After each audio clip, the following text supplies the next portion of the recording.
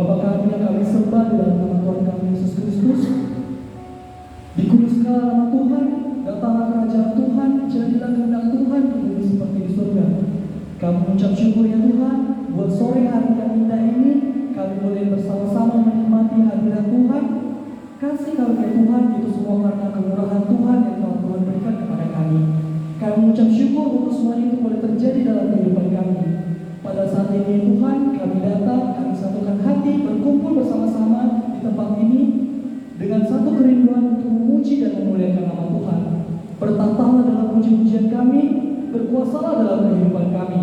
Kami mau masuk lagi, lebih dalam lagi ke dalam hadirat Tuhan, Roh Kudus yang selalu menuntun kami sehingga kami dapat menikmati setiap ibadah yang akan kami laksanakan. Kiranya Tuhan hadir di tengah-tengah kami sehingga kami dapat merasakan setiap kerinduan yang kami naikkan kepada Tuhan. Kiranya Tuhan memberkati ibadah kami dari awal pertengahan hingga berakhirnya. Terpuji nama Tuhan yang kami sembah dan puji hanya di dalam nama Tuhan Yesus. Haleluya, amin. Silakan duduk bersama kami.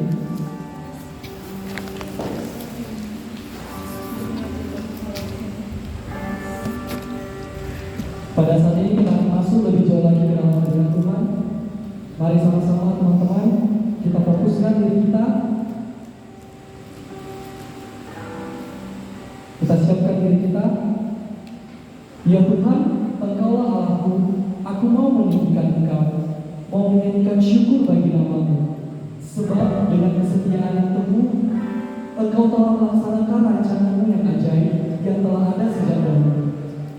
Semua makhluk yang ada di surga dan yang ada di bumi, yang ada di bumi dan di laut, serta di dalamnya berkata, bagi Dia yang duduk di atas tahta dan bagi Anak Domba adalah puji-pujian dan hormat dan kemuliaan dan kuasa sampai selama-lamanya. Ku kagum hormat akan Engkau, Allah yang layak dipuji. Mari kita semua berdiri menyanyikan pujian ini dengan segala nama Tuhan, tapi jauh lagi memuji dan berdoa.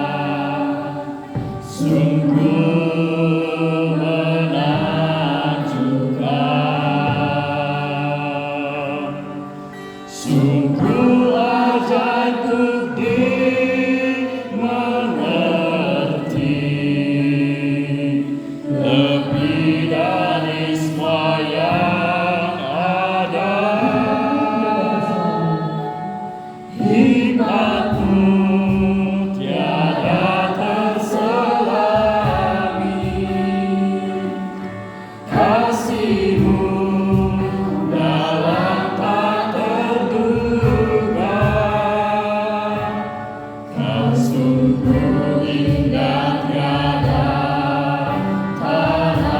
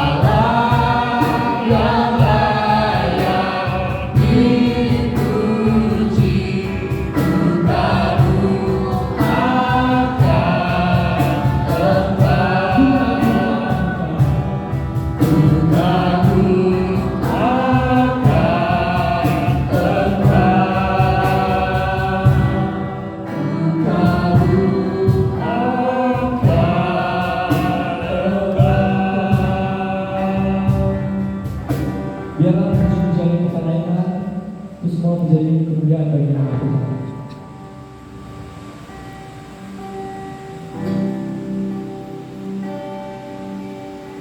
Ada kalimat yang mengatakan, ajarilah kami ini saling mengasihi, ajarilah kami ini saling mengampuni, ajarilah kami ini kasih mulia Tuhan, kasih-Mu kudus tiada batasnya.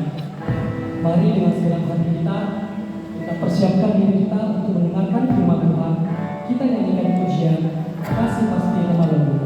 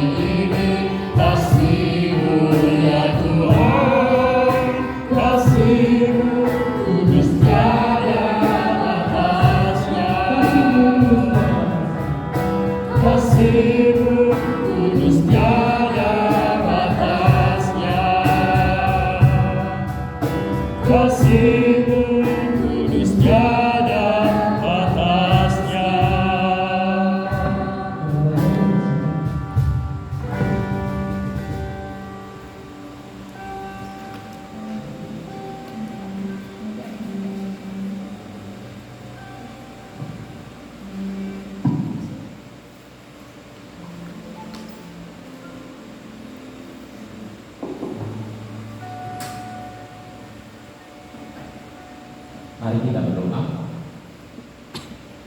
Tuhan, kami bersyukur dan berterima kasih untuk kasih setia dan kebaikan Tuhan dalam hidup kami.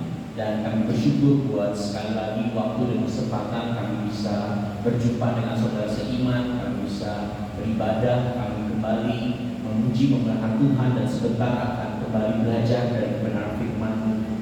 Karena itu kami sungguh mohon kiranya Roh Kudus Tuhan yang telah menolong kami bisa tiba di tempat ini, Roh Kudus juga yang menolong kami untuk boleh mengerti apa yang menjadi maksud dan kehendak Tuhan, dan kiranya oleh kuat kuasa dan tempat yang maha tinggi Kau memampukan kami bukan hanya mendengar, tapi juga menjadi pelaku firman-Mu yang setia di dalam hidup kami.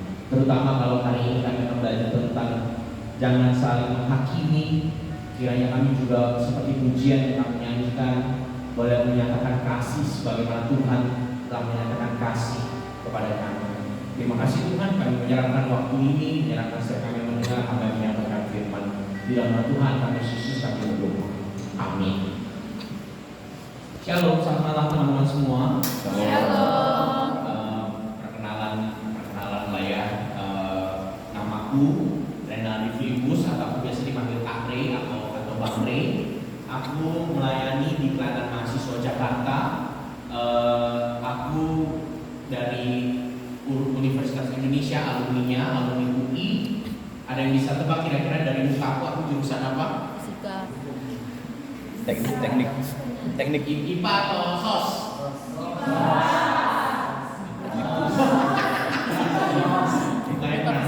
Kurang sosial ya. Ya, aku dari jurusan IPA. dari MIPA. Dari MIPA banyak jurusan, matematika, fisika, biologi, kimia. Kira-kira menurut kalian aku jurusan apa? Fisika. Hah? Fisika. Spoiler. Oh, ada yang pernah tahu ya? Iya, percaya nggak percaya aku dari jurusan fisika teman-teman. Aku kuliah 4 tahun di fisika FIPA UI. Gak jelas banget kan? Aku bersyukur aku di situ bertobat. Jadi aku dari keluarga Kristen, tapi aku baru bertobat itu di PMK. Kami namanya PO MIPA UI, Persatuan Pemimpin UI.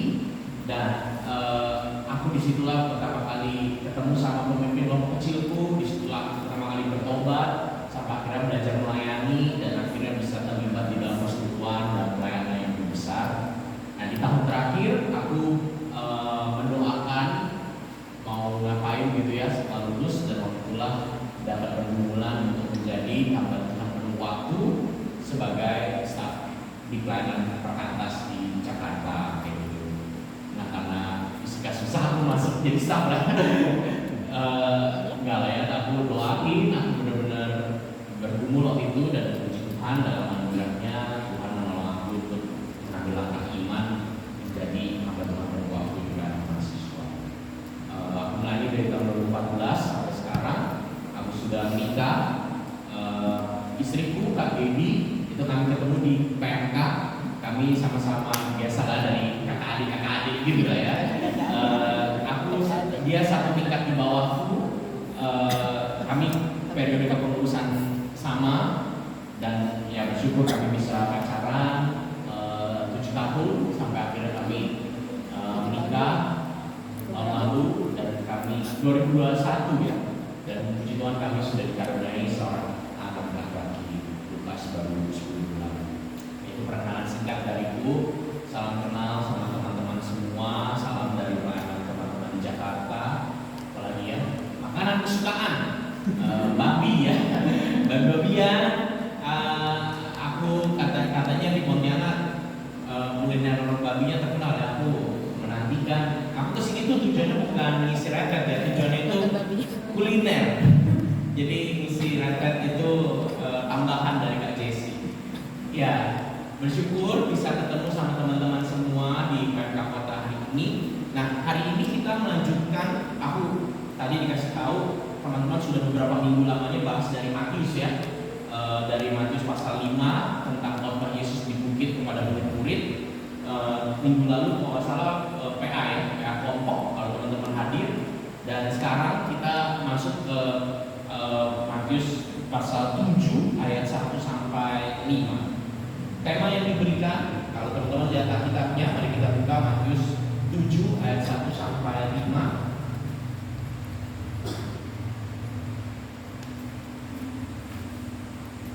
Kita berbicara tentang hal menghakimi.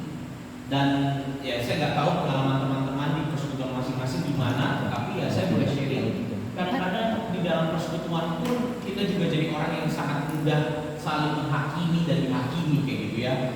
Dan kalau gitu bagaimana kita bisa meresponinya? Aku akan mulai dengan satu cerita. Teman-teman, kalian pernah nonton film Harry Potter? Atau seri Harry Potter lah ya, baik film ataupun baca bukunya.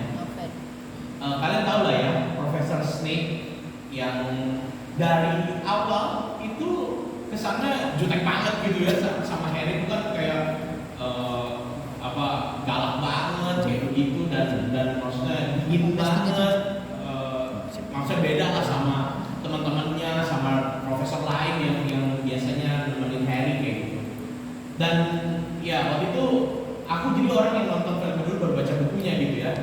Dan waktu itu sampai puncaknya itu kok masa di buku ke-6 ya, yang akhirnya Snape itu bunuh Dumbledore gitu ya, bunuh kepala sekolahnya. Dan waktu itu Harry juga marah sama dia dan sedih gitu, dan Snape-nya pun juga ikut lari. Dan waktu itu ya sebagai orang yang ngikutin kayak ya ampun kok gitu banget gitu ya, maksudnya dia orang tujuannya apa, terus kok tega mengkhianati dan sebagainya. Barulah sampai di film terakhir, kalau teman-teman ingat atau di buku terakhir, teman-teman barulah di situ ketahuan ternyata Snape itu nggak seperti yang kita kira gitu ya, yang galak, yang diem, yang menjauh Harry, yang dingin. Tapi sebenarnya bahkan sampai membunuh Dumbledore. Tapi sebenarnya itu semua bagian dari rencana dia ingin melindungi Harry, rencana bahwa dia sebenarnya sangat menyayangi mamanya Harry dan karena itu menyayangi Harry. Jadi di film terakhir lah atau di buku terakhir lah baru ya ampun ternyata yang selama ini aku pikir kejam, yang selama ini aku pikir kayaknya jahat, tapi ternyata itu semua bukan seperti itu. Nah teman-teman, kadang-kadang kita juga dalam menjalani hidup atau berrelasi dengan orang lain mungkin punya kesan-kesan pertama, pendapat-pendapat, atau mungkin melihat sikap-sikap orang yang kita langsung kayak, ini orang kenapa sih kayak begitu? Kok perbuatannya seperti itu sih? Kok kelakuannya seperti itu? Tapi ternyata setelah kalau kita mau berjalan bersama, kalau kita mau ambil waktu lebih jauh, kita baru kenal dia, kita baru tahu dia, dan dari situ kita bisa punya cara pandang yang lain tentang dia, kenapa dia bersikap seperti itu dan sebagainya. Nah, itulah yang kiranya juga kita bisa renungkan melalui bagian ini. Ketika Yesus berkata tentang menghakimi, mari kita juga bisa melihat kita saling menjadi komunitas yang mau mengasihi, mau melihat dari sudut pandang orang lain, dan pada akhirnya juga saling membangun satu sama lain. Mari kita lihat, kita baca ayatnya pendek, kita baca berbalasan. Aku ayat 1, teman-teman ayat 2, kita bergantian sampai ayat 5 ya. LAI berikan judul hal menghakimi. Janganlah kamu menghakimi supaya kamu tidak dihakimi. Karena dengan penghakiman yang kamu pakai untuk menghakimi, kamu akan dihakimi, dan hukum yang kamu pakai untuk mengukur menurunkan kepadamu. Mengapa engkau melihat selumbar di mata saudaramu, sedangkan balok di dalam matamu tidak engkau ketahui? Bagaimanakah engkau dapat berkata kepada saudaramu, biarlah aku mengeluarkan selumbar itu dari matamu, padahal ada balok di dalam matamu? Hai orang munafik, keluarkanlah dahulu balok dari matamu, maka engkau akan melihat dengan jelas untuk mengeluarkan selumbar itu dari mata saudaramu. Demikianlah firman Tuhan bagi kita sore malam hari ini. Teman-teman yang terkasih, aku akan mulai dengan apa yang sering orang katakan tentang perikop ini. Teman-teman, banyak orang mengutip ayat 1. Lihat ayatnya ya, janganlah kamu menghakimi supaya kamu tidak dihakimi. Banyak orang kutip ayat 1 ini itu diambil dari konteksnya, dipakai untuk membungkam kalau ada yang kasih masukan atau ada yang kasih kritik. Kalau ada yang bilang, menurutku kamu sebaiknya begini, kemudian dia pakai ayat 1, jangan menghakimi supaya kamu tidak dihakimi. Jadi dicomot ayat gitu untuk sebenarnya nggak mau dikasih masukan. Dipakailah ayat 1 ini seolah-olah kayak mau bilang, emang kamu siapa? Punya hak kasih masukan kayak begitu? Kamu nggak di posisiku, kamu nggak ngerti perasaanku di tengah keluargaku, kamu nggak ngerti kesibukanku di kampus. Jangan kasih masukan, jangan menghakimi supaya kamu nggak dihakimi.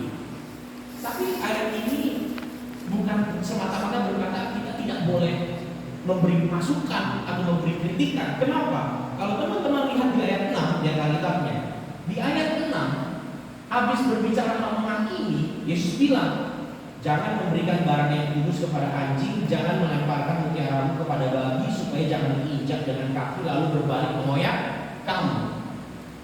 Artinya Yesus juga meminta kita untuk bisa menilai, jangan sesuatu yang berharga itu jangan diberikan kepada orang yang menyia-nyiakan. Sesuatu yang penting jangan diberikan kepada orang-orang yang memperlakukannya begitu saja. Nah, kalau kita perlu bersikap begitu, artinya kan kita perlu menilai.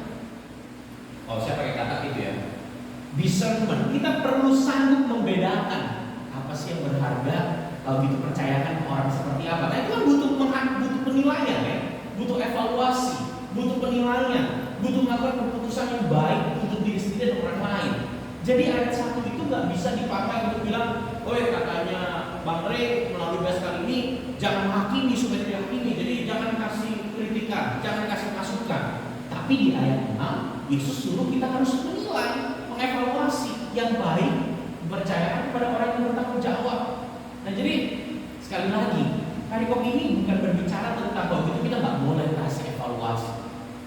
Kalau begitu pertanyaannya, bagaimana kita, saya kaget gitu ya, menghakimi sebagai murid Kristus? Kita perlu menilai orang dengan baik, kita perlu melakukan keputusan dengan benar, tapi bagaimana kita melakukannya? Nah, teman-teman, terkadang cara kita menghakimi itu berbeda dengan apa yang Yesus ajarkan. Kita mungkin menghakimi, saya pakai kata ini ya, penghakiman yang superficial, penghakiman yang dangkal, penghakiman yang menurutku baiknya begitu, menurut pemahaman, menurut standar kita sendiri. Ya menurutku harusnya begitu, makanya orang lain juga mesti kayak begitu. Makanya kita akhirnya jadinya menghakimi. Dan penghakiman yang seperti itu tidak berkenan di hadapan Tuhan. Mari kita lihat ya, Yohanes 7 ya. Mari kita buka sebentar Yohanes 7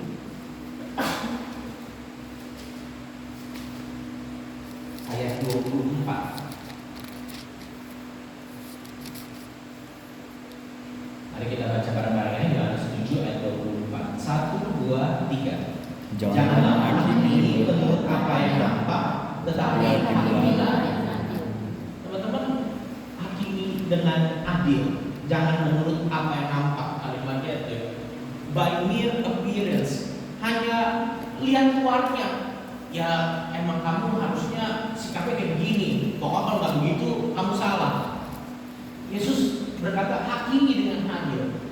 Benar-benar mengerti tujuannya apa kalau kamu memberikan kritik, memberikan evaluasi. Tapi ya ini kenyataannya. Kadang-kadang kita menghakimi dengan cara yang dangkal. Bukan cuma itu, kita kadang-kadang juga menghakimi bukan hanya pakai standar kita, tapi kita juga menghakimi dengan munafik. Itulah yang dipakai kata di ayat 2. Hipokrit, munafik. Kenapa? Kamu menghakimi padahal ukuran yang kamu pakai itu tidak kamu tepati juga. Teman-teman, Yesus berbicara begini tuh ada alasannya. Kenapa? Karena pada waktu itu orang Farisi dan ahli Taurat itu begitu mudah menilai, menjatuhkan penghakiman kepada jemaat, tetapi mereka sendiri juga melanggar. Sama lah ya, kadang-kadang kita juga begitu ya. Jangan telat, tapi kita yang bilang jangan telat, kita lah yang paling ditunggu-tunggu. Atau jangan nyontek, misalnya kita bilang ke teman kita, ayo jujur, tapi kita juga yang sering tipu sana, bohong sini.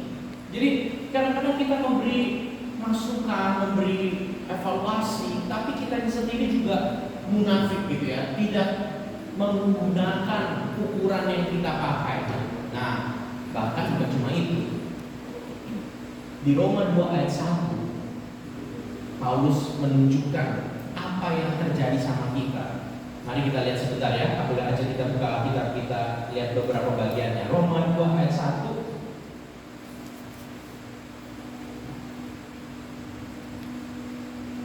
Ini yang Paulus katakan.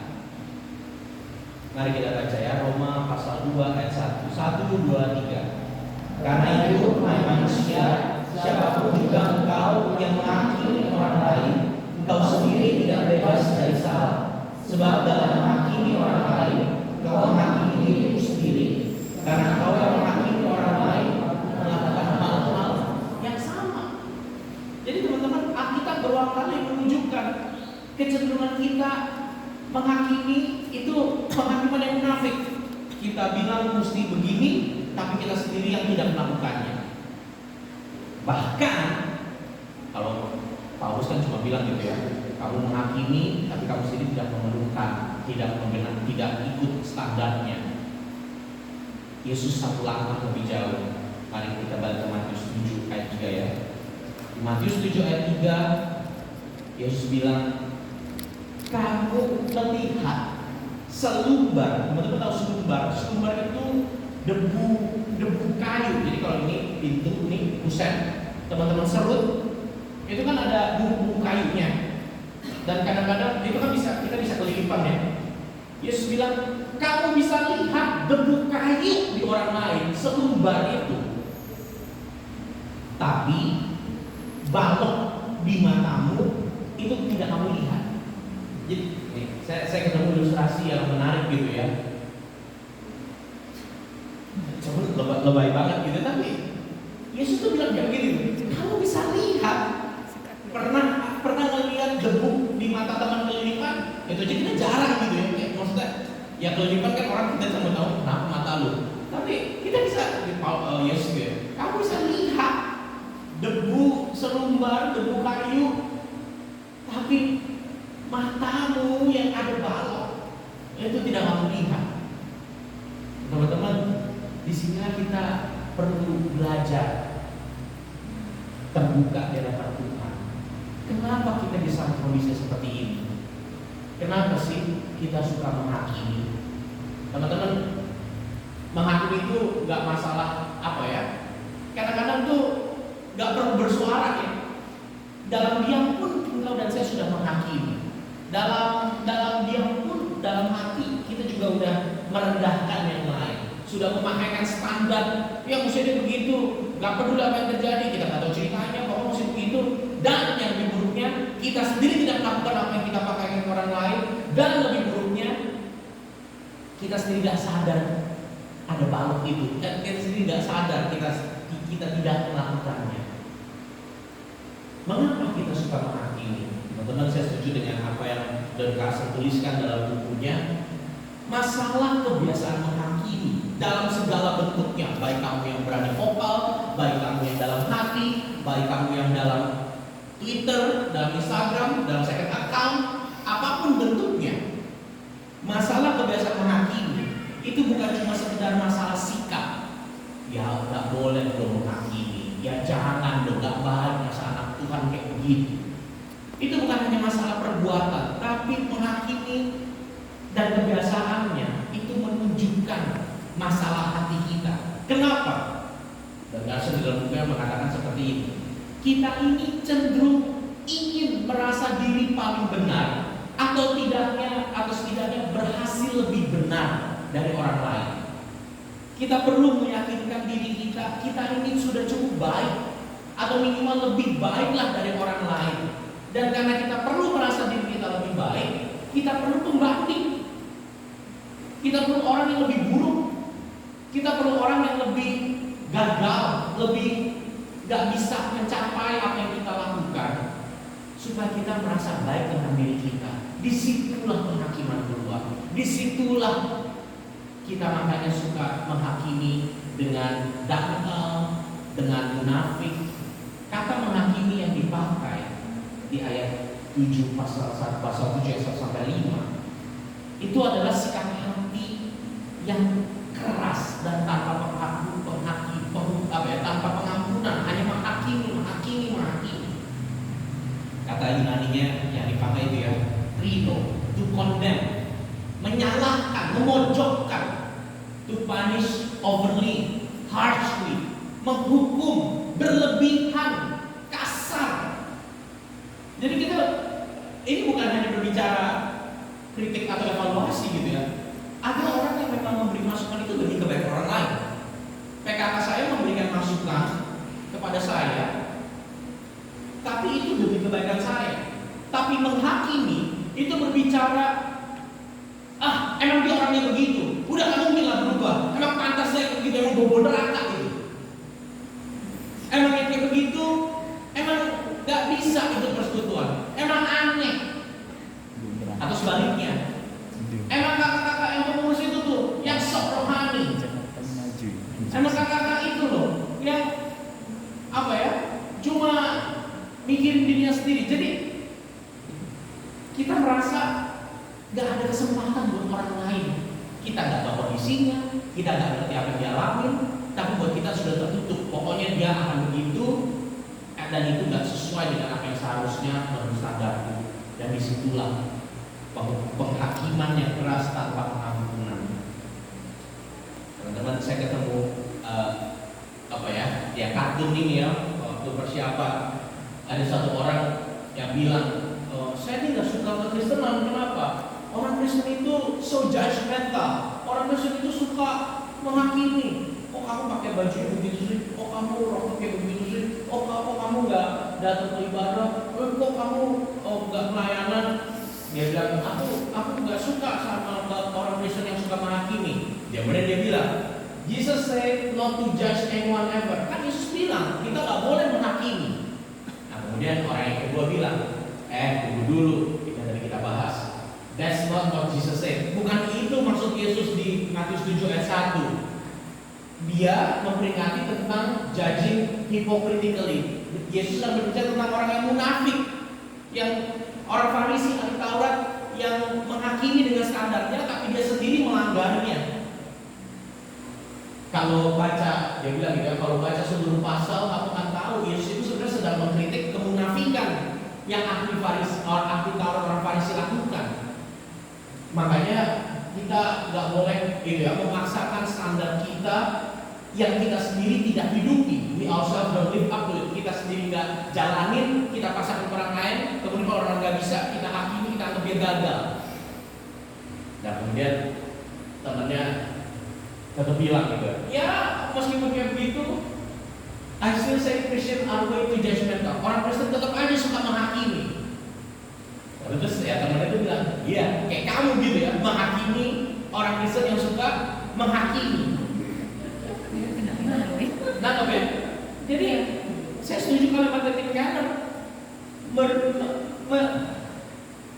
bertemu dengan orang yang suka menghakimi itu jalan keluarnya bukan dengan dia suka menghakimi kalimatnya ya. If you are Pharisaical towards Pharisee, kalau kamu itu seperti orang Farisi kepada orang Farisi,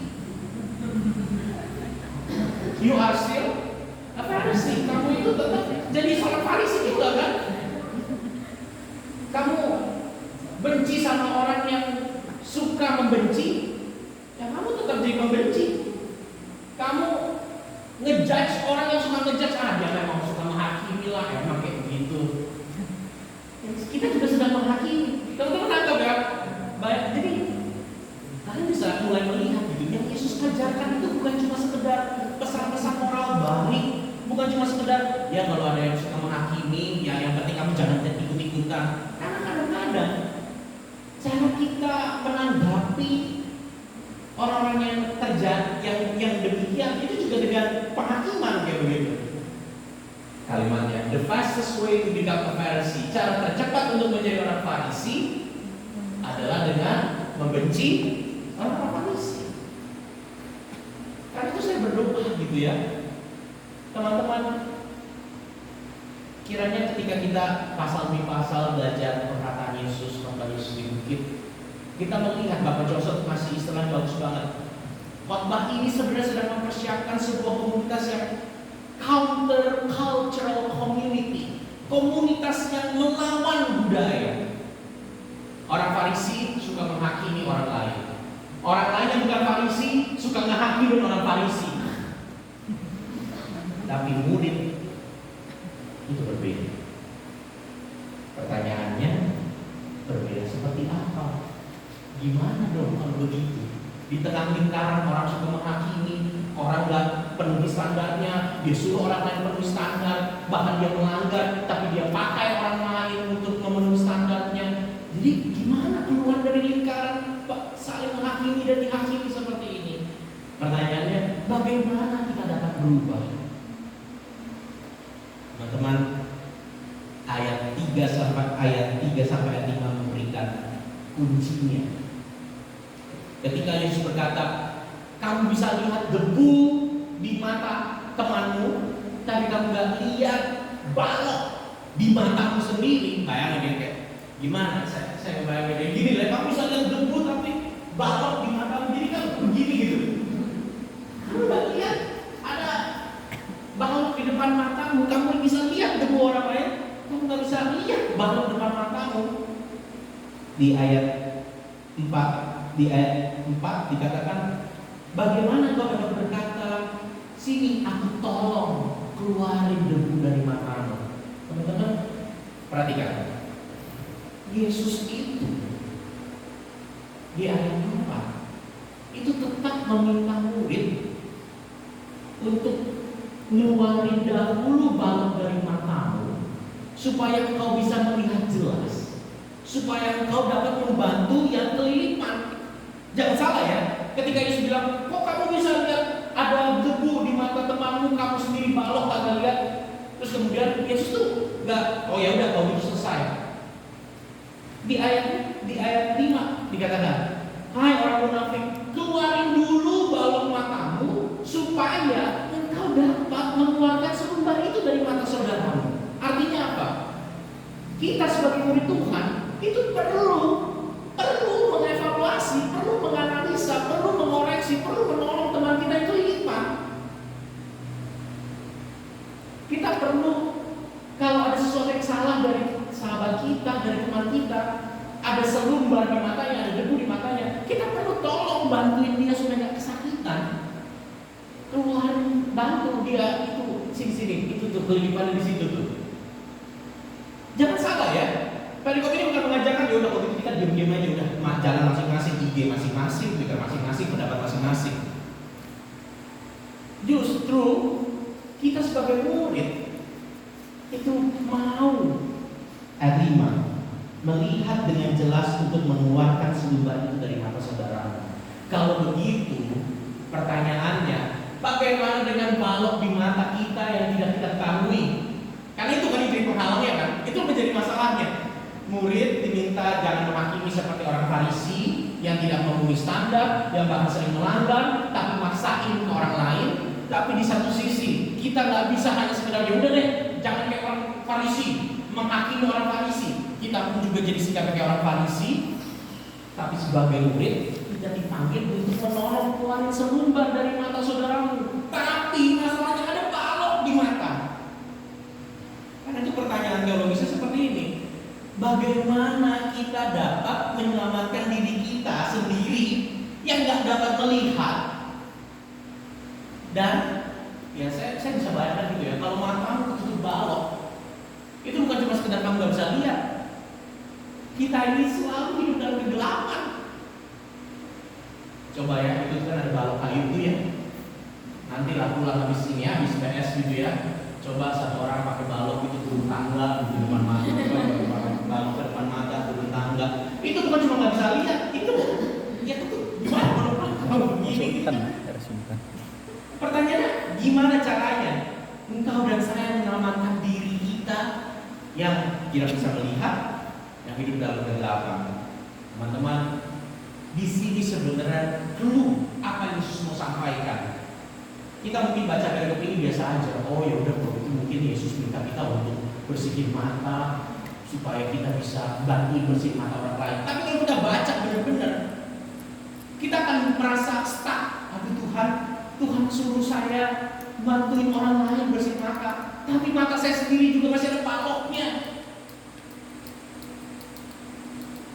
Teman-teman, rasa buntu itu, rasa stuck itu kan, Kak Ren, saya juga masih berantakan. Gimana saya mau kasih masukan yang baik buat orang lain? Saya juga masih gagal.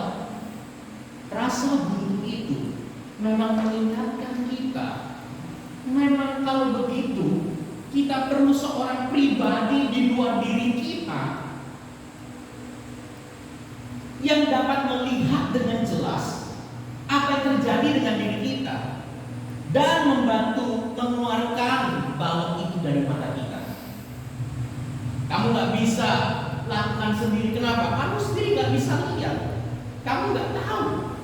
Karena itu kita butuh seorang pribadi di luar diri kita yang sanggup melihat dengan jelas, sanggup menganalisa apa terjadi dengan diriku dan dirimu, dan membawa balok itu keluar dari mata, dan bukan cuma mata, keluar dari hidup kita. Saya tulis kalimat seperti itu.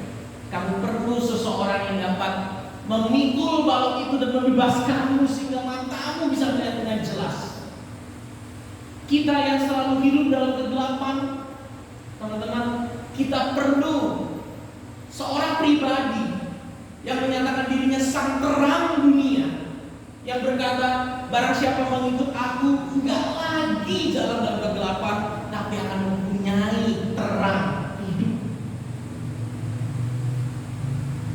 Kamu butuh seorang pribadi yang bisa melihat dirimu dengan jelas dan membawa engkau dan saya keluar dari kegelapan, karena Dia telah memikul balok yang menghalangi. Dan salah satu penafsir yang menarik mengaitkan, teman-teman, kata balok yang dipakai itu adalah kata yang muncul ketika Matius melanjutkan di pasal 26, ketika yang dikatakan Yesus memikul salib balok itu. Teman-teman, ini bukan cuma sekedar perikop tentang kalau dia menghakimi kita harus senyum, kalau dia menghakimi kita mesti balas dengan tetap baik. Di balik sikap menghakimi, kita sedang berbicara kita butuh seorang juru selamat yang menolong kita mengeluarkan balok itu, supaya kita sekarang bisa dengan bebas menolong selumbar di mata saudara. Teman-teman, kita berbicara tentang kebutuhan akan seorang Mesias yang sanggup memulihkan. Itulah yang Yesus sampaikan selama khotbah di bukit. Khotbah di bukit itu bukan cuma sekedar bagaimana kamu bisa hidup jadi orang baik, jadi murid Tuhan, tetapi itu menunjuk kepada seorang pribadi yang sanggup membentukmu menjadi demikian. Mau keluar dari sikap menghakimi, kamu butuh Yesus yang memikul bebanmu, memikul salibmu, mengeluarkan balok itu, sehingga kamu gak perlu kelelahan, kamu gak perlu membuktikan diri di hadapan Tuhan dan sesama, karena Yesus telah mengasihimu dan menyelamatkanmu. Dan kamu sekarang dapat dengan lega berkata, aku bisa melihat dan aku mau menolong, aku mau membantu mengeluarkan selumbar dari matamu. Kamu bisa tetap menghakimi, tetapi menghakimi dengan penilaian yang baik. Menghakimi penilaian bukan sekedar gue udah bisa, gue belum bisa, maka gue lebih bagus, gue mau kasih tahu lu. Tapi dengan kesadaran saya pun juga gak lebih baik dari kamu, tapi karena Kristus telah memikul, mengeluarkan balok itu, saya mau menolongmu. Mari berjalan bersama. Kita tidak menghindari orang yang menghakimi, karena kita tahu kita dipanggil untuk mengeluarkan selumbar dari mata saudara itu. Kita perlu tolong orang yang suka menghakimi untuk berubah, bukan untuk dijauhi. Dan cara menolongnya adalah dengan kamu sendiri juga bisa sadar ada Kristus yang telah menolong, ada Kristus yang telah melepaskan saya, dan sekarang saya bisa menolong yang lain. Apa yang terjadi di dalam salib Kristus, teman-teman? Di Roma 5 kita baca Kristus mati bukan waktu kita mulai bertobat, bukan waktu kita mulai percaya. Kristus mati waktu kita masih lemah, waktu kita durhaka. Kapan? Kristus mati waktu kita masih berdosa, waktu kita masih seteru. Kristus telah mati bagi engkau dan saya. Kita yang harusnya mendapatkan penghakiman dari Tuhan. Dan itu penghakiman yang wajar. Kenapa? Allah penuhi standarnya, Allah menjaga kesetiaannya. Kita yang gak setia. Sebenarnya yang pantas menghakimi itu siapa? Tuhan ke kita. Dan penghakimannya itu tidak munafik, karena dia adalah Tuhan yang memenuhi segala ketetapannya. Kita yang memberontak. Tetapi meskipun kita yang layaknya dihakimi, tapi bukan itu yang Tuhan lakukan.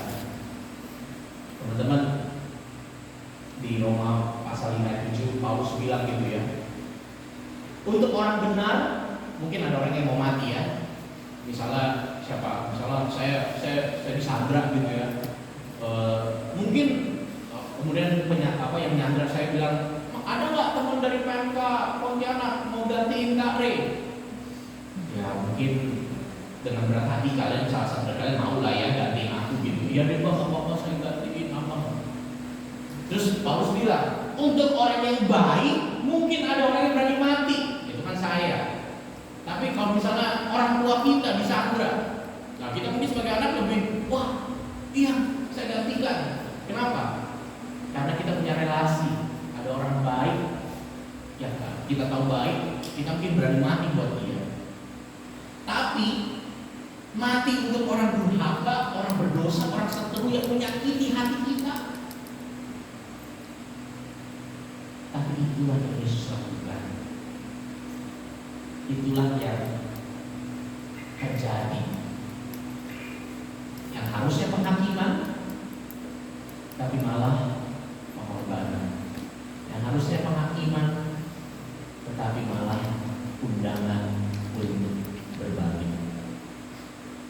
Dan Jonathan Edwards menyampaikan dalam bukunya ya, sampai kita sadar kita sebegitunya dikasihi, sampai kita mengerti sebegitunya kita dicari Tuhan. Kalau kita nggak sadar semuanya yang kita lakukan itu hanya akan berpusatkan sama diri sendiri. Bahkan termasuk hal-hal baik yang kamu lakukan itu hanya untuk membuat dirimu merasa dirimu cukup baik, dirimu merasa dirimu cukup ada progres, dirimu cukup merasa dirimu itu cukup pantas untuk dikasihi Tuhan. Sehingga ketika kita mulai berusaha membuktikan diri dalam Tuhan, ketika kita mulai berusaha membuktikan diri dalam sesama, pasti penghakiman masuk. Pasti krino tadi ya, menghakimi dengan kasar, dengan tanpa belas kasih itu masuk. Kenapa?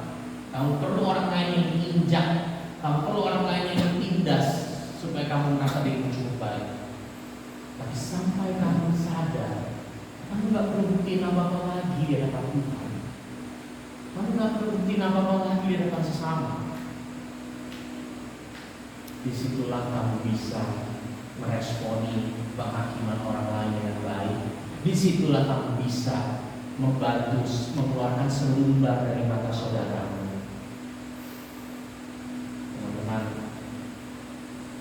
mari hayat. Saya tutup dengan ini ya, satu ilustrasi. Teman-teman kalau naik pesawat, baik apa mungkin teman-teman pernah untuk jalan-jalan, mungkin untuk pulang ke kampung daerah masing-masing. Teman-teman salah satu instruksi di pesawat kan gitu ya, kalau tekanan dalam kabin menurun, maka akan ada masker oksigen yang turun gitu ya dari atas. Kemudian kalau teman-teman perhatiin, instruksinya tuh begini, pakai dulu sama dirimu, baru pakaikan kepada anak kecil atau orang lain yang membutuhkan bantuan. Pertama kali itu saya pikir, kenapa nggak langsung pakai anak kecil sama orang lain yang membutuhkan? Kan mereka yang lebih membutuhkan gitu ya. Kenapa nggak instruksinya yang utama dulu dong, anak-anak pakai dulu. Tapi kemudian ya saya sadar gitu ya, kalau saya yang bisa bergerak nggak pakai oksigen itu, saya pingsan itu nggak berguna, bahkan menghalangi gitu ya, anak kecil bisa dapat maskernya, orang lain yang nggak bisa ngangkat badan kehalangan tubuh saya yang pingsan. Karena itu instruksinya pakai dulu dan bantu orang lain. Kita butuh supaya kita bisa membantu orang lain mendapatkannya. Teman-teman sama. Orang yang hanya merasa Tuhan itu menghakimi. Orang yang merasa Tuhan itu cuma kok kamu begini, kok kamu begitu, kamu langgar kan. Apa yang dia alami sama Tuhannya itu pasti yang dipancarkan kepada sesama. Itu bukan hal yang baru kok. Itu terjadi sama kamu dengan keluargamu. Bagaimana kamu diperlakukan oleh orang tuamu, itu pasti kamu lakukan kepada sahabatmu. Bagaimana orang tua memarahimu, itu akan cara kamu memarahi orang sekitar. Apa yang kita dapatkan itu cenderung pasti yang kita lakukan kepada sesama kita. Kalau orang hanya merasa Tuhan itu ngelihat pelanggaran, lewat batas, hakim, maka pasti itu cara dia juga merawat sesamanya. Tapi ketahuilah, ada Tuhan yang memilih untuk tidak menghakimi. Ada Tuhan yang memilih untuk datang mengeluarkan balok, memikul balok itu, supaya engkau dan saya dapat melihat dengan jelas dan engkau dapat menolong sesama. Teman-teman, pakai masker oksigen itu, hidup kasih Tuhan yang menyegarkan itu, kasih Tuhan yang menguatkan itu, supaya kamu bisa pakaikan orang lain, bantu orang lain juga mendapatkan sumber kasih yang menyegarkan, sumber kasih yang melegakan itu, sehingga dia bisa keluar dari sikapnya yang selalu menghakimi, selalu sinis, selalu selalu berpandangan paling yang buruk tentang yang lain. Mari nikmati kasih Tuhan supaya engkau dapat menolong, mengeluarkan selembar dari mata saudara. Ini juga yang terjadi sama Petrus. Kalau teman-teman ingat ceritanya, murid-murid Yesus mengalami apa yang Yesus korbankan. Kalau mau dipikir-pikir ya, Petrus itu kurang dihakimi kayak gimana ya? Masa dia tuh orang yang nyangkal 3 kali udah diperingatin lagi, dan dia yang diperingatin itu masih bisa bilang, enggak kok Tuhan, sekali-kali aku tidak akan menyangkal. Kalaupun mereka semua lari, aku mau mati buat Tuhan. Kalau mau dipikir-pikir, Petrus itu yang paling pantas dievaluasi dengan kasar. Nah kan gagal, nah kan gak berhasil, nah kan periodenya jelek. Tapi ketika Yesus berkata di malam terakhir, aku berdoa buatmu supaya iman jangan gugur. Iman jangan gugur bukan berarti Petrus gak gagal. Iman jangan gugur berarti kalaupun Petrus gagal, dia tetap percaya imannya gak gugur. Percaya apa? Bahwa aku mengasihi, bahwa Yesus mengasihi dirinya.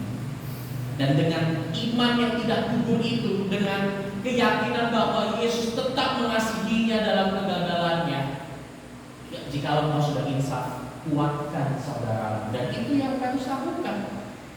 Tuhan menjumpai, memulihkan, memanggil dia, dan dia kemudian melayani sebagai pemimpin jemaat. Saya percaya Petrus mengalami artinya menghakimi. Kalian bisa lihat perubahan sikapnya. Petrus yang berkata, perlukah kami turunin api sama desa-desa yang menolak kamu Tuhan? Lukas 9. Petrus yang berkata, jangan, masa Mesias menderita. Tapi pengalaman demi pengalaman kasih bersama Yesus menolong dia menjadi orang yang paling lemah lembut, paling mengerti di tengah penderitaan. Mari saling menguatkan. Baca surat 1-2 Petrus. Surat 1-2 Petrus itu nada yang sangat berbeda dengan Petrus yang kita jumpai kita Injil. Petrus yang paling cepat ngomong, paling cepat komen, paling cepat jawab. 1 Petrus 2 Petrus itu Petrus yang yang penuh kesabaran, menguatkan, mengingatkan, meneguhkan. Dan teman-teman, itu bukan cuma terjadi sama Petrus. Tuhan yang sama yang membentuk Petrus itu Tuhan yang hidup, yang saat ini juga terus membentuk engkau dan saya menjadi orang yang sadar dirinya harusnya menolak penghakiman, tetapi mengalami kasih supaya kau dapat mengeluarkan selembar dari mata saudara. Kiranya kita juga bisa melakukan demikian, teman-teman. Mungkin di keluarga, mungkin di PMK, mungkin di gereja, dimanapun komunitas yang teman-teman Tuhan tempatkan kita. Mari kita bisa menjadi saksi kasih Tuhan dan menolong mereka yang suka menghakimi untuk bisa keluar sebentar dari mata. Oke?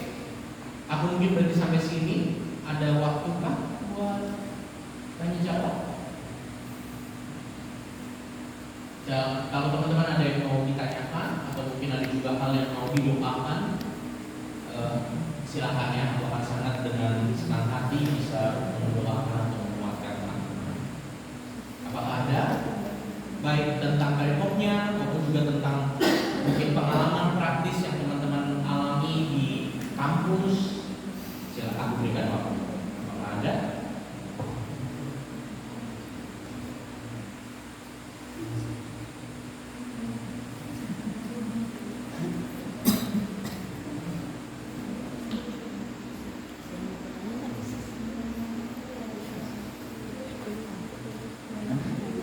Nampak tak? Ada.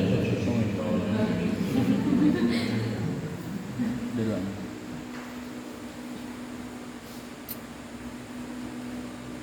Saya pun ya saya sadar lah, maksudnya ya saya pun juga orang yang menghakimi ya. Saya ingat banget tuh waktu itu saya bilang ke kakak saya, "Kak, saya nggak suka sama teman kelompok kecil saya." Wih, teman kelompok kecil saya tuh janjian jam 5, datang jam 4.45. Janjian jam 5, baru kasih kabar 4.45. Nggak bisa. Sorry ya telat, baru datang jam 5.30. Minta cabut izin duluan 5.45. Jadi basic ini cuma datang 15 menit. Kemudian kalau jawab diskusi, jawabannya kan PK kelompok gitu ya. Idem Kak, idem sama sebelumnya. Sampai udah disuruh PK ke saya jawab pertama kali idem. Idem dari mana? Oh, jawaban pertama. Waktu itu saya gitu ya, Pak, aku bilang, Pak, aku nggak nyaman sama kelompok ini. Tapi saya bersyukur gitu ya, PKK saya tuh bisa meresponi saya yang waktu itu ya mudah memarahi atau mudah menghakimi. Ya PKK saya bilang, terima kasih Rey sudah menyampaikan pendapat. Dan dia bisa menilai, dia bisa memberikan penilaian dengan baik gitu. Aku lihat juga Rey punya kerinduan buat belajar. Dan memang teman yang lain, teman kelompok kecil kamu itu mungkin belum seperti kamu. PKK saya bisa memberikan evaluasi gitu ya. Maksudnya nggak salah untuk melihat emang ada yang mau setia, emang ada yang nggak mau setia. Nah disitulah PKK saya masuk. Maukah ya bantuin kakak lah ya, ajakin teman kelompokmu itu buat kagak telat. Kalau ada apa-apa tolong kabarin kakak ya, dia ada masalah apa. Jadi siapa tahu kan kakak juga bisa bantu dia supaya dia juga bisa berubah. Jadi solusinya PKK saya bukan, emang ya kamu emang udah yang udah lebih bobo sorga, kamu ya udah lebih muka malaikat, bagus, emang itu mukanya muka neraka. Tapi dia bisa tolong arahkan saya, ya kamu yang sudah mengerti, kamu yang sudah sudah bisa melihat dengan jelas, maka sekarang ayo bantu keluarkan sumber dari mata saudara. Itulah cara kita memutuskan lingkaran saling judgmental, lingkaran saling menghakimi. Karena kalau enggak kayak gitu ya, pengurus makin jemaat makin pengurus. Pengurus merasa jemaat main-main, jemaat merasa pengurus cuma sosok suci ya. Dari mana lingkaran itu putus? Ada murid-murid yang tahu dirinya telah ditolong, dikeluarkan balok dari matanya, dipikul sampai mati di kayu salib, supaya kita bisa menolong satu sama lain. Kalau kau tahu balok yang menutupi matamu itu harganya adalah darah Kristus, kau akan tahu betapa berharganya sekarang kau bisa melihat dan menolong orang lain kelilipan di matanya. Oke? Nggak ada yang mau tanya? Oh iya, silakan.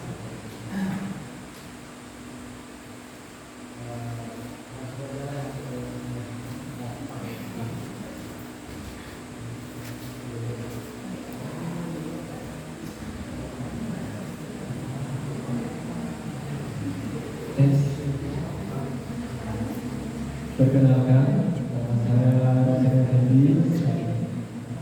Coba lipat aja dari. Kelihatan ya? Gak apa-apa, kamu duduk saja, tidak diartikan. Jam 6 gue kita mulai. Perkenalkan, Pertama nama pagi saya kita Boy. masih bisa makan. Saya ingin bertanya, ini terkait dengan menghakimi ya Pak. Kira-kira balas dendam itu menghakimi ya? Karena balas dendam yang dimaksud itu di sana ada kegiatan itu, ada kawan kita nih, dia hari ini telat pas kegiatan hari berikutnya keduanya dua kalinya dia telat. Yang kedua kalinya gantian kita yang buat balas dendam. Kira-kira menghakimi atau gimana?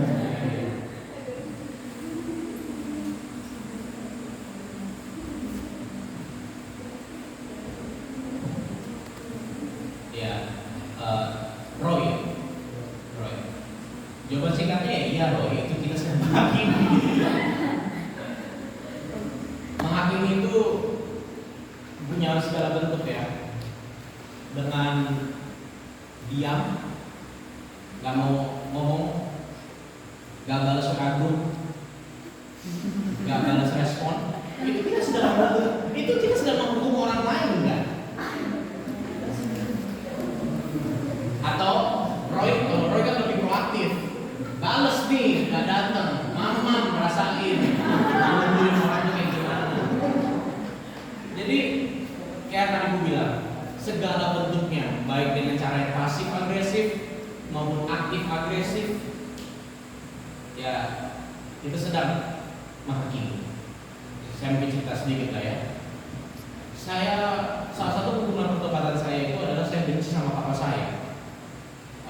Saya menemukan papa saya selingkuh dan saya marah. Mama cerita sama saya nangis dan saya tuh marah. Tapi saya tuh nggak bisa jadi anak yang kenapa papi kayak begitu. Saya bisa ngomong gini sama kalian, tapi kalau sama papa saya itu tuh kayak ada ketahannya gitu kan. Kami komunikasinya nggak terlalu baik.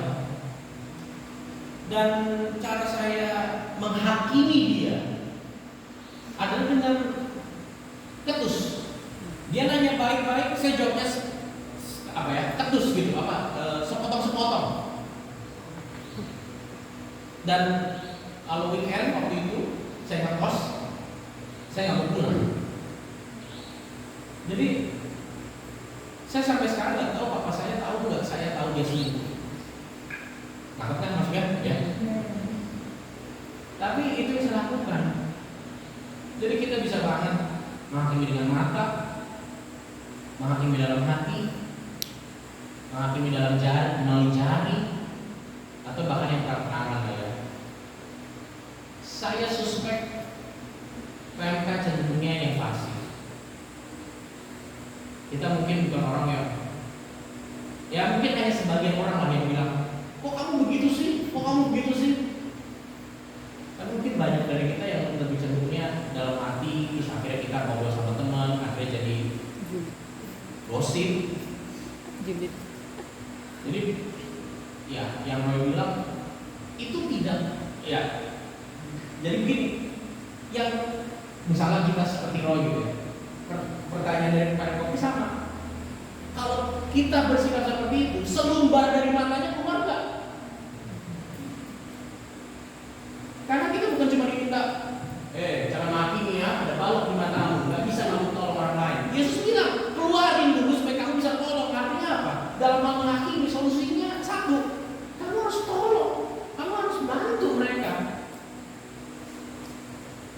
Sehingga pertanyaan, jadi sikap saya ini benar atau tidak, itu gampang melihatnya dari pasal 7 ayat sampai 5. Apakah dengan sikap saya, keputusan saya, entah saya diam, entah saya komen sesuatu, entah saya bentuknya entah bersuara atau tidak bersuara, apakah itu menolong selumbar keluar dari mata saudaranya?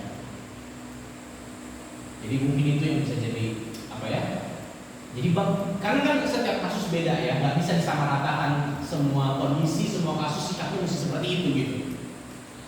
Ada yang mesti dikonfrontasi langsung, ada yang mungkin harus tunggu dulu, cari waktu dan sebagainya. Tapi prinsipnya sama.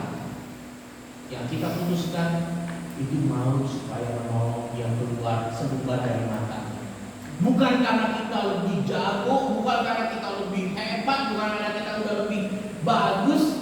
Karena kita ingat tadinya saya juga punya balok yang besar yang nggak bisa ngapa-ngapain, tapi Tuhan telah pikul dan tanggung laut itu sama seperti ya orang buta yang dioperasi bisa melihat dan dalam sukacitanya cari orang buta yang lain, ayo datang ke sini, ayo aku bantu treatment sama dokter ini karena aku telah melihat, aku sekarang melihat. Jadi itu mungkin jawaban. Apakah kamu menjawab, bro? Apakah terjawab pertanyaannya, bro? Kamu menjawab? Terima kasih. Ada lagi teman-teman?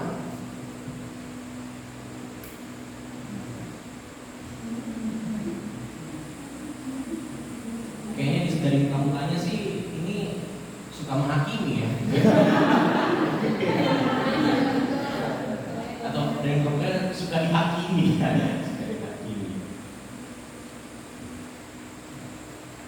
Lagi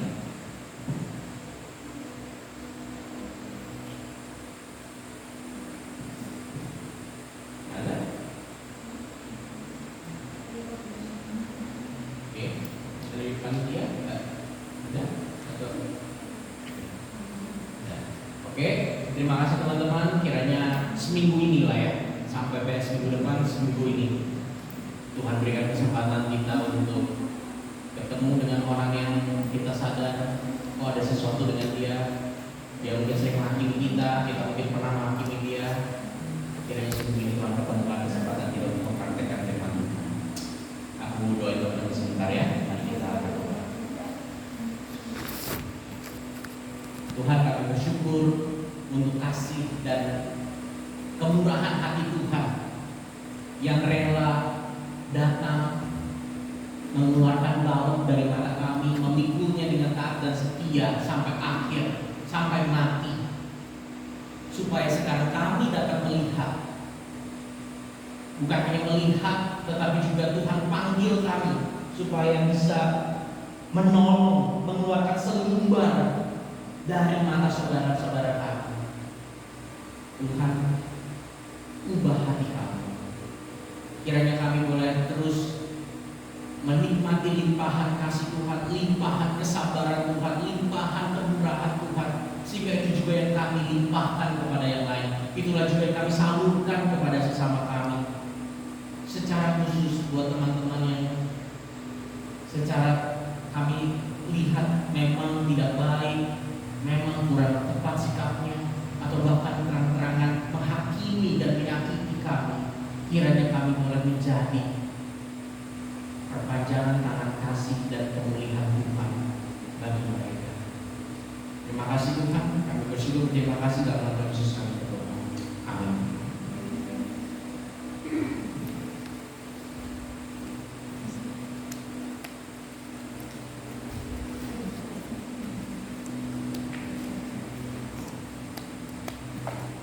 Amin untuk kebenaran firman Tuhan. Alkitab mengatakan, jikalau kamu tinggal di dalam aku dan firman Tuhan tinggal di dalam kamu, mintalah apa saja yang kamu kehendaki dan kamu akan menerimanya. Dalam hal inilah Bapa akan dipermuliakan, yaitu jika kamu berbuat banyak, dengan demikian kamu adalah murid-muridku. Kita akan masuk dalam persembahan. Pada Lulus tadi kali ini, kami dari Pemkab Pontianak akan menjalankan dua kantor persembahan. Untuk kantor persembahan pertama itu akan mendukung pelayanan teman-teman Pemkab Pontianak. Untuk kantor persembahan kedua itu akan mendukung pelayanan pelaksanaan retret untuk nanti. Hendaklah masing-masing kita memberikan menurut kerelaan hatinya, janganlah dengan sedih hati dan karena paksaan, sebab Allah mengasihi orang yang memberi dengan sukacita. Sambil kantor persembahan dijalankan, kita akan menyanyikan pujian Kita Satu Keluarga dalam Kristus.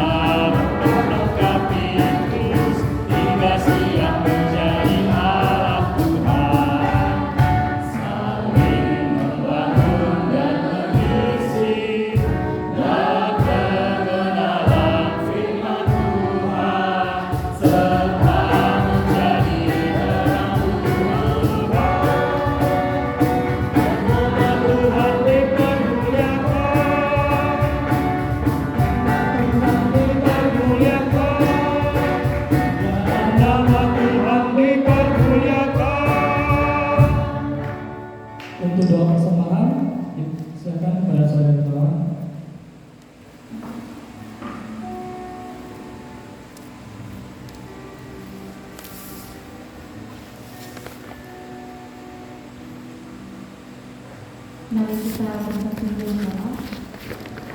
Dalam kerajaan surga, kami bersyukur Tuhan buat malam yang indah ini kami dipertemukan kembali dalam Bible study.